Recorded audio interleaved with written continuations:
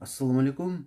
Бүгін сіздерге мандаринин пайдалуу касиеттерин санап өтмөкчүмүн. Анткени учурда өлкөбүздө өтө жеткиликтүү болуп турган учуру. Чындыгында мунун пайдалуу жактары өтө көп. Мен болушунча 10 чактысын сіздерге санап берейин. Билесиздер, көп тамактанабыз учурда, ар жолу тамактанганда көбүрөөк жейбиз. Анан ошого байланыштуу табитибиз дагы начар.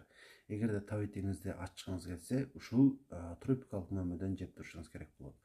Анан суук мезгилде грипп, дем алуу органдарында ар кандай вирустук инфекциялар көп болот. Ушуларды жеңиш үчүн дагы ушул мөмөнү жеш керек болот. Бул кошумча жардамчы. С витамининин булагы иммунитетти көтөрөт. Анан дагы эгерде сиз салмагыңызды көбөйткүңүз келсе дагы, азайтыңыз келсе дагы мандарин жешиңиз керек болот. Эгерде сиз толугуңуз келсе тамактан мурда жейсиз, эгерде сиз азгыңыз келсе тамактан кийин жейсиз. Ушундай өзгөчөлүгү ээ. Анан дагы ал көздүн көрүүсүн жакшыртат. Витаминдерге, минералдарга бай. Анан дагы тамак сиңирүүнү дагы жакшыртат. Ич катуу көйгөйүн дагы жоготууга жардам берет. Анан дагы бул жүрөккө, кан тамырларга дагы өтө пайдалуу, бекем болушуна салым кошот.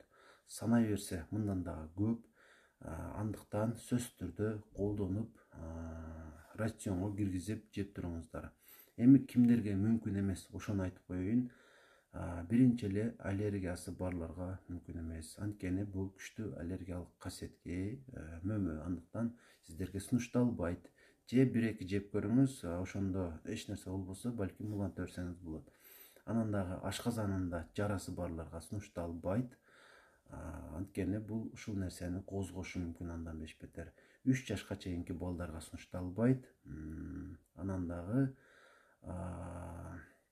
диабет менен жабыркагандарга дагы көп сунуштала бербейт, бирок такыр эмес, азыраак жеш сунушталат. Анан деги эле бардык адамдарга дагы өтө көп өлчөмдө жеш сунушталбайт, бирок күндөлүк рациондо болсо өтө жакшы. Ошону менен сиз иммунитетиңизди бекемдейсиз, көп көйгөйлөрдөн арыласыз, ар кандай сезгенүүлөр жоголот. Жана дагы маанайыңыз дагы сөзсүз түрдө көтөрүлөт. Дагы унутупмун, боор ооругандарга дагы, өтө ооругандарга дагы сунушталбайт. Балким 1-2 жеп көрөсүз, же болбосо өтө аз өлчөмдө жесеңиз болот. Чындыгында көп сунуштала бербейт. Ал эми сиздин эч жериңизде ооруңуз жок болсо, сөзсүз түрдө ар күнү жеп туруш сунушталат. Анткени бул мөмө дайым эле боло бербейт. Ушул доступный деп коет го, жеткиликтүү болуп турган убакта үйгө алып келип турсаңыз өтө жакшы.